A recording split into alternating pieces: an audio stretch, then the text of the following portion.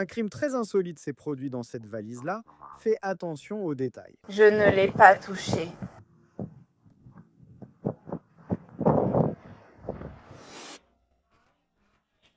Je ne l'ai pas touché. Je te dis qu'il ne l'est pas. Il te dit Monsieur, je dois respirer, les gars, c'est comme ça. je ne peux pas respirer. Les gars, c'est comme ça qu'on est les uns avec les autres. Cette femme était assise dans une salle d'interrogatoire, regardant deux enquêteurs dans les yeux. Elle dit que crier le nom de son petit ami et lui demander de respirer, c'est simplement leur façon d'être l'un avec l'autre. Avant que cette conversation ne se termine, elle allait entendre une phrase qu'elle n'oublierait jamais. Aujourd'hui, nous allons parler d'une affaire qui s'est produite en 2020 en Floride, aux États-Unis, où une femme a appelé les urgences et a dit la phrase suivante: « Mon petit ami est mort. Je l'ai mis dans une valise hier soir et on jouait à cache-cache. Ensuite, je me suis endormi et quand je me suis réveillé, il était déjà mort. » La police est arrivée, a entendu cette histoire et l'a peut-être cru. Mais quand ils ont pris le téléphone portable de cette femme, ce qu'ils y ont trouvé a complètement changé le cours de l'enquête. Ici, Marcos Campos, passons aux faits. 24 février 2020. Il est un peu passé midi. Un policier du comté de Warren arrive dans une maison mitoyenne du lotissement Teawood Park, à Winter Park, une petite ville collée à Orlando, en Floride. L'appel a été enregistré comme une enquête sur un décès. Lorsque la policière s'approche de la porte, elle trouve une femme à l'extérieur, agitée, demandant du soda et des cigarettes. D'accord, je vais te parler. Nous devons obtenir des informations. Le propriétaire, je vais devoir lui parler rapidement pour qu'il sache ce qui se passe. Où est-il? Il va là-bas, ne t'en fais pas. Il s'en charge pour toi, d'accord? Marie, mon Dr Pepper, je suis encore coincée dans Alpha. Le corps de son petit ami est sur le sol du salon et sa préoccupation, c'est le Dr Pepper. Soda, garde cette information. Que s'est-il passé? Qu'est-ce qui se passe? On a travaillé dur et fait un peu d'art ensemble. Vous faites un puzzle? Oui, on l'a commencé là-bas. On faisait de l'art, on cherchait à se changer les idées et créer. On passait du bon temps. Mais on buvait, il y avait une bouteille hier soir. Comme si on avait décidé de jouer à cache-cache, non? Il est donc entré dans la valise. Le problème, c'est... Je me suis endormi. Alors, j'étais prêt. En 30 secondes, elle a inventé toute l'histoire. Bonne journée, vin, cache-cache, valise, et elle s'est endormie. Sauf qu'il y a un détail qu'elle a omis. Elle a dit une bouteille. Pourtant, les experts ont trouvé 2 bouteilles de vin vides dans la poubelle de la cuisine, avec 2 reçus séparés du supermarché Publix, achetés le même jour. L'une à 12h17 et l'autre à 17h39. Ce n'était pas une bouteille. Il y en avait au moins 2. Je ne sais pas si c'est... Pas de plaisir comme si vous aviez un anévrisme ou une crise cardiaque ou quel genre de condition médicale avez-vous aucune à ma connaissance? Je ne pense pas. Pas que je sache. Pas une bouteille. Non. Non.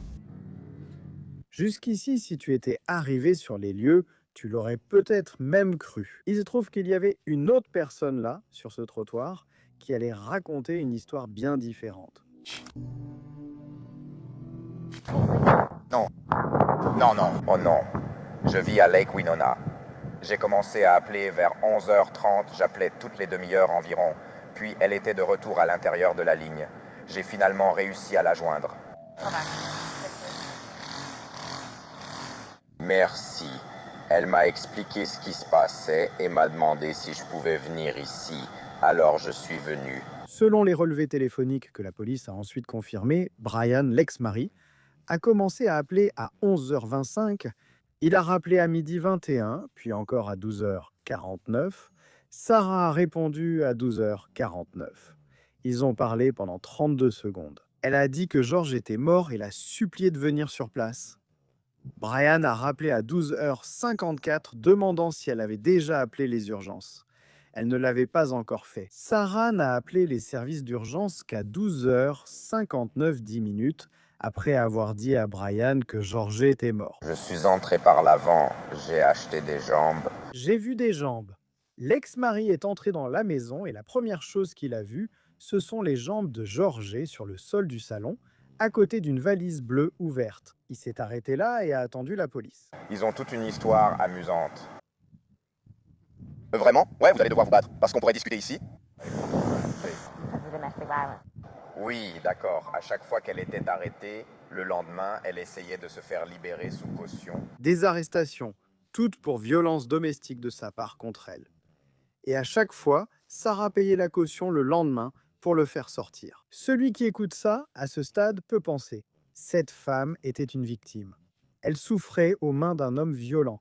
Et il y a du vrai là-dedans. » George a été arrêté plusieurs fois, il était en liberté conditionnelle, il suivait des cours obligatoires de gestion de la colère. Sauf que lorsque Brian a été interrogé officiellement plus tard par la détective, il a dit quelque chose que personne n'attendait. Il a dit que Sarah était alcoolique depuis la naissance de leur fils, qu'elle ne savait pas s'arrêter à un seul verre, qu'elle devenait agressive quand elle buvait, et que, selon lui, Sarah était la principale agresseuse dans la relation avec George.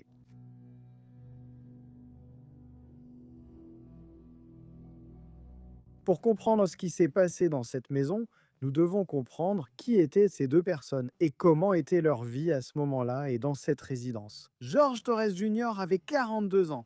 Il mesurait 1,63 m et pesait 45 kg. 45 kg. 45 kg pour un homme adulte. Il venait de Philadelphie, il essayait de recommencer sa vie en Floride. Quand il buvait, il devenait agressif, et c'est un fait documenté. Mais quand il était sobre, il essayait de changer sa vie. Il assistait aux cours, il allait voir l'agent de probation, et quand il rentrait à la maison, il montrait tous les papiers à Sarah. Quant à Sarah Boone, elle avait 42 ans, mesurait 1,60 m et pesait 63 kg. Mère d'un garçon de 9 ans, Lucas, qui vivait principalement avec son père parce que, selon Brian, Lucas n'aimait pas rester chez sa mère. Sarah se décrivait comme une élève exemplaire, une excellente mère pour George. Elle disait qu'il était son projet.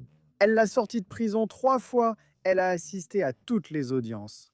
Mais la version de la voisine était différente. La gestionnaire de la copropriété, Melissa Sexton, a déclaré dans sa déposition que, depuis que Sarah et George ont emménagé en février 2018, la copropriété avait reçu entre 20 et 30 plaintes à leur sujet. Des cris, de la musique forte, des coups à la porte, des disputes. 2 locataires ont demandé à quitter l'immeuble à cause d'eux. En mai 2019, Melissa a convoqué les deux pour discuter et les a prévenus.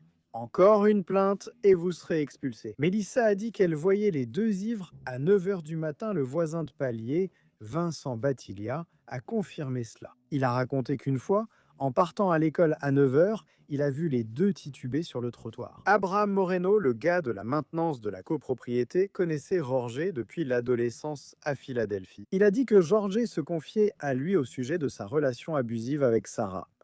Il montrait des griffures qu'il disait que Sarah lui faisait. Il a dit que Sarah avait aussi des bleus, mais que ceux de Jorge venaient du fait qu'il essayait de la retenir pour qu'elle arrête de l'attaquer. Il m'a dit et l'a fait expulser plusieurs fois. Il a fini par se faire arrêter à cause de ça. Merci.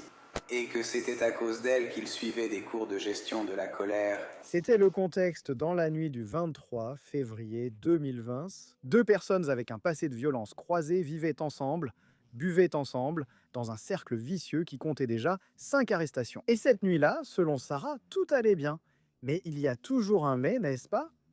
Dimanche, il faisait beau, Sarah et Jorge ont passé la journée ensemble. Ils ont nettoyé la maison, fait la lessive, et vers 4 h de l'après-midi, ils se sont assis sur la véranda, à l'arrière, avec du vin et des cigarettes. Ensuite, ils sont rentrés, ont fait un puzzle, ont peint des tableaux, et ont regardé des bandes annonces de films sur l'ordinateur portable. George a dansé avec leur chienne, Sarah a pris des photos, tout était calme. Du moins, c'est ce qu'il semblait, car à 7 h 30 du soir, Jorge a appelé son frère. Juan Torres, à Orlando, a mis l'appel en haut-parleur pour parler avec ses nièces et neveux. L'appel a duré 4 minutes. Et à la fin, la voix de Sarah est apparue en arrière-plan, en criant. Selon Juan, elle était agitée, agressive, et elle a crié une phrase qui allait devenir très importante par la suite. « Dis-lui ce que tu m'as fait, tu m'étouffes. » Jorge est resté calme. Il a dit qu'il allait raccrocher, et il a raccroché. Entre cet appel et ce qui s'est passé ensuite, il y a un vide de presque 4 heures. Ce que nous savons, c'est qu'à un moment donné, vous avez décidé de jouer à cache-cache et que Jorge est entré dans la valise. La grande valise bleue, de celle qu'on utilise pour voyager, avait été descendue de l'armoire de la chambre quelques jours plus tôt pour mettre de côté des vêtements à donner. La fermeture éclair était cassée avec un trombone à la place de la tirette. Les dimensions mesurées par la police scientifique étaient de 71 cm de long, 51 de large et 22 de profondeur. 71 cm pour le corps d'un homme mesurant 1,63 m et 41 cm. Sarah a fermé la fermeture éclair. Et c'est ici qu'entre en jeu une information que Sarah n'a jamais mentionnée et que la police n'a découverte que plusieurs jours plus tard, lorsqu'elle a interrogé les voisins. L'appartement numéro 2, collé à celui de Sarah et Georges, avec un mur partagé, appartenait à deux jeunes hommes, Vincent Batilia, 20 ans, et Brandon Motes, 19 ans. Il a dit qu'aux alentours de 19 h, il a entendu les cris habituels. Sarah et Jorge étaient en train de s'insulter l'un l'autre. Il disait qu'ils se détestaient vers 22 h 30 à peu près. Les cris se sont arrêtés. Il y a eu un silence pendant environ 15 à 30 minutes. Mon voisin partageait des choses avec la partie inférieure de leur appartement. Est-ce habituel pour vous d'entendre du bruit venant de leur appartement? Pas fort, mais pas si fort, pas si fort. D'accord. J'entends régulièrement des bruits de coupe, des trucs, des lumières qui claquent contre le mur ou quelque chose comme ça. D'accord. As-tu déjà entendu des voix et pu en identifier l'origine? Je n'ai jamais... J'ai toujours eu tendance à ne pas y prêter attention si j'entendais des voix. Si tu entends quelque chose, tu peux... D'accord, mais tu as déjà entendu des bruits forts dans le passé, mais pas aussi forts que ceux que tu as entendus dimanche soir. Non, ça n'a jamais été au point où j'ai senti les murs trembler. D'accord. Car je n'étais pas contente. Alors, à 11 h 15, Vincent a entendu un bruit qu'il n'avait jamais entendu auparavant. Il l'a décrit ainsi, comme si quelque chose rebondissait dans l'escalier, entre la rampe, le mur et les marches, tout le long en descendant.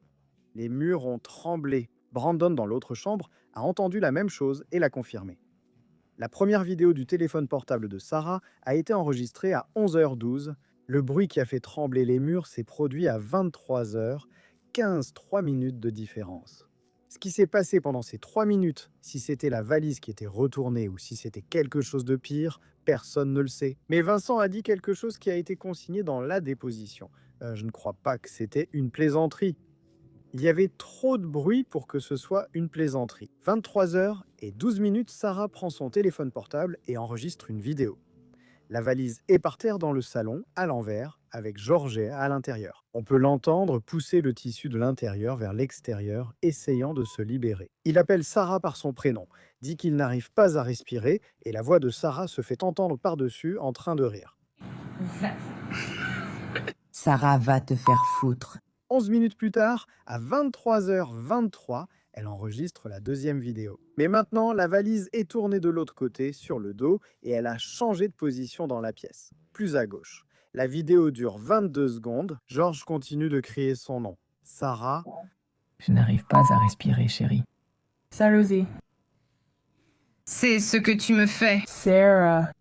Pour tout ce que tu m'as fait. Sarah. Pour tout ce que tu m'as fait. Donc, toi, Sarah. Va te faire foutre. Sarah. Ceci n'est pas une reconstitution. Ceci est l'enregistrement réel que Sarah Boone elle-même a fait avec son téléphone portable la nuit où Jorge Torres est mort à l'intérieur de cette valise. Et fais attention à la phrase qu'elle a dite. C'est comme ça que je me sens quand tu m'étouffes. Tu te souviens de ce que Sarah a crié au frère de Jorge à 7h30 du soir? Dis-lui, tu m'étouffes. Même phrase, même thème. 4 heures plus tôt. Ce n'est pas une blague qui a dégénéré. C'est du ressentiment qui a trouvé une occasion. Après avoir enregistré ces vidéos, Sarah a encore fait une chose. À 11 h 46, elle a appelé son ex-mari, Brian. Selon Brian, elle était ivre et disait des choses incohérentes. Et il a essayé de se débarrasser d'elle au téléphone parce qu'il dormait.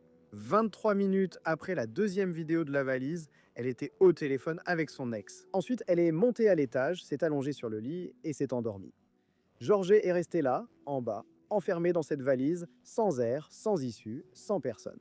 Et il est mort. Le rapport du médecin légiste a confirmé une asphyxie positionnelle à l'intérieur d'une valise. Georges avait de longues griffures d'ongles dans le dos, une grande griffure sur la nuque, des ecchymoses à l'épaule gauche, au crâne et au front. Tous ont été classés comme des traumatismes par impact et une coupure à la lèvre à l'intérieur de la valise. La police scientifique a trouvé du sang, une casquette blanche avec du sang, une cravate avec du sang, une seringue de diazépam prescrite à Jorge et aussi son téléphone portable. La police a trouvé ces vidéos troublantes le même jour où Sarah a remis volontairement son téléphone portable, pensant qu'il n'y avait rien dessus. Le lendemain, quand elle est retournée au commissariat, en pensant qu'elle allait juste répondre à quelques questions, les enquêteurs avaient déjà tout regardé. Mardi, Sarah retourne au commissariat de son plein gré, se passe d'avocat et commence de la même manière. Dimanche était l'un des meilleurs jours que nous ayons eus depuis un bon moment. Il danse avec mon chien. Personne n'a touché personne. Personne n'a touché personne. Personne n'a touché personne, sauf que son frère l'a entendu crier à propos d'étouffement à 7h30 du soir. Les voisins ont entendu quelque chose rebondir dans les escaliers à 11h15. L'autopsie a révélé un traumatisme crânien, mais personne n'a touché personne. Gay. Comment pourrait-on avoir ces blessures? Dis-le-moi et nous le saurons toutes les deux. Je ne l'ai pas touché. Alors les détectives ont posé des questions sur la relation et Sarah s'est confiée. Tout le monde me demande ça quand je vous raconte ça. Je l'aime vraiment. Je l'ai vraiment aidé. Je l'ai fait sortir de prison, 3 fois. Je suis allée à chaque audience, à chaque comparution, tout ce que j'ai fait pour lui. Et c'est à ce moment-là que les enquêteurs ont décidé de montrer ce qu'ils avaient. J'ai quelque chose à te montrer que nous avons trouvé. Et ça venait de ton téléphone. Peux-tu... Le voir?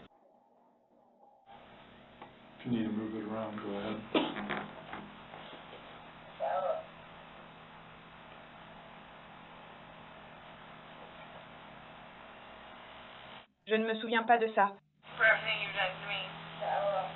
C'est toi, ta voix.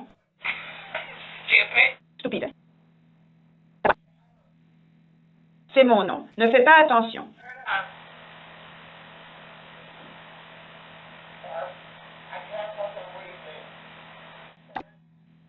Oui, c'est quand tu m'as accusée, Sarah.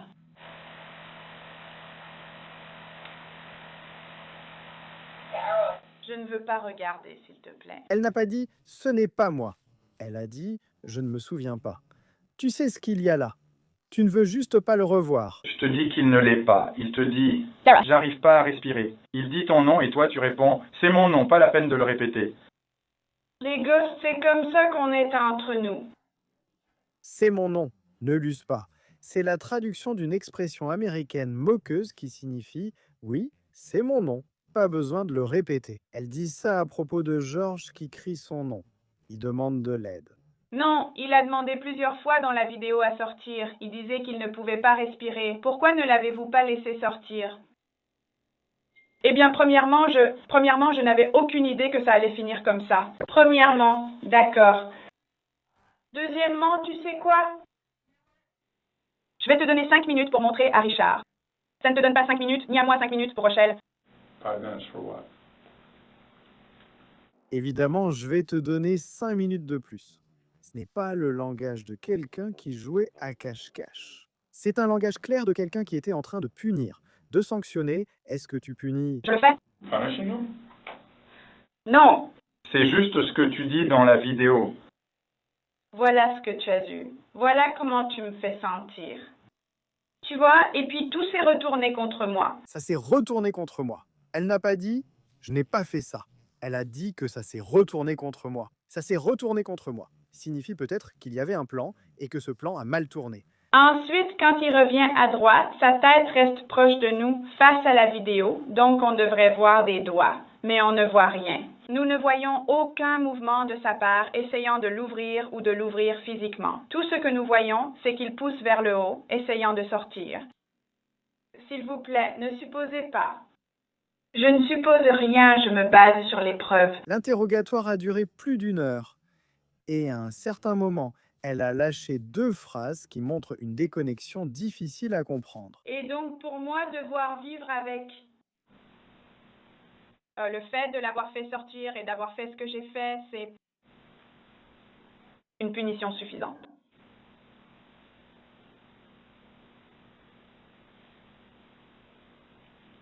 Je pense que c'est pour ça que je n'ai pas dormi, car c'est tout ce que j'ai vu. Une situation tragique. Je suis une fille chien sale. Et c'est malheureux que cette stupide fuit ses malcolatraces. It's unfortunate that stupid things like this happen. Oui, tu n'as pas mal entendu. Des choses stupides. Elle a qualifié la mort de son petit ami de chose stupide. Très bien. S'il te plaît, lève-toi, je vais faire un tour, fais-moi face, lève-toi. Dépêche-toi, mets tes mains derrière le dos. As-tu quelque chose dans ton sac que je devrais savoir? No. Quoi? Why is this happening? Parce que George est mort. Pas intentionnellement, nous comprenons. Elle est toujours morte. Donc c'est un piège, non c'est pas un piège, envoie un piège. Je suis Ici, ici pour te demander d'expliquer certaines choses pour nous. Tu as raison. tu as raison. Ta réponse à tout était... En gros, je ne l'ai pas fait.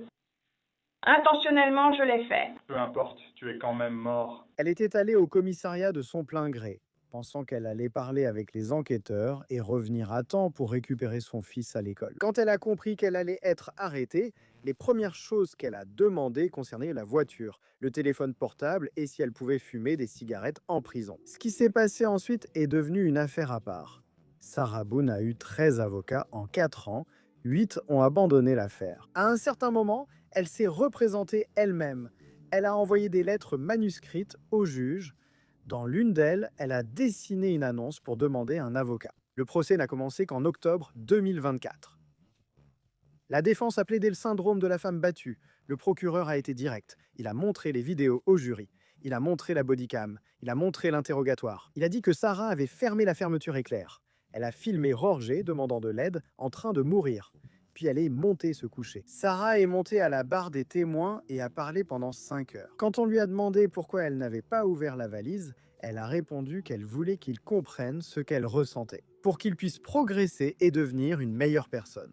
Le jury a délibéré pendant moins de 2 heures, coupable d'homicide au second degré. En décembre 2024, le juge a condamné à la prison à perpétuité. Lors de l'audience de la sentence, la mère de Jorge, Blanca Torres, a déclaré au tribunal que Sarah n'avait pas seulement tué son fils. Elle avait tué un père, un frère, un oncle, et parfois, quand elle regarde par la fenêtre, elle espère encore le voir apparaître et dire « Maman, je t'aime ». Sarah a dit qu'elle se pardonnait d'être tombée amoureuse d'un monstre, et que, aussi grotesque qu'il ait été, elle l'aimait encore. Le juge a écouté et a maintenu la sentence. Tu te souviens de ce passage qui a ouvert cet épisode? Sarah disait « Je vais donner encore 5 petites minutes ». Maintenant, tu sais ce qu'elle voulait dire, n'est-ce pas? 5 petites minutes qui sont devenues 11, puis 33, puis toute la nuit. Et quand elle est descendue les escaliers le lendemain matin, Jorge Torres Jr. était déjà mort depuis des heures. La valise mesurait 70 cm de long. George mesurait 1,63 m et pesait 45 kg. Les voisins ont entendu quelque chose rebondir dans l'escalier à 11h15 du soir. Quelqu'un a entendu Sarah parler d'étouffement quelques heures plus tôt. 2 bouteilles de vin, une batte de baseball saisie comme preuve et 2 vidéos enregistrées sur le téléphone portable d'une femme qui, selon ses propres dires, aimait cet homme plus que tout. Mais je pense que tout le monde a compris qu'il y avait beaucoup de choses dans cette relation, sauf l'amour. George Torres n'est jamais sorti de cette valise par ses propres moyens, et Sarah Boone ne sortira plus jamais de prison maintenant. C'est tout. Merci de m'avoir suivi. Si ce format documentaire vous plaît, dites-le moi en commentaire. Ce type d'épisode pourrait devenir un rendez-vous régulier ici, avec des documentaires et vidéos spéciales sympas sur la chaîne. Ça vous va? Merci de m'avoir suivi, bisous du roux, à bientôt pour le prochain épisode.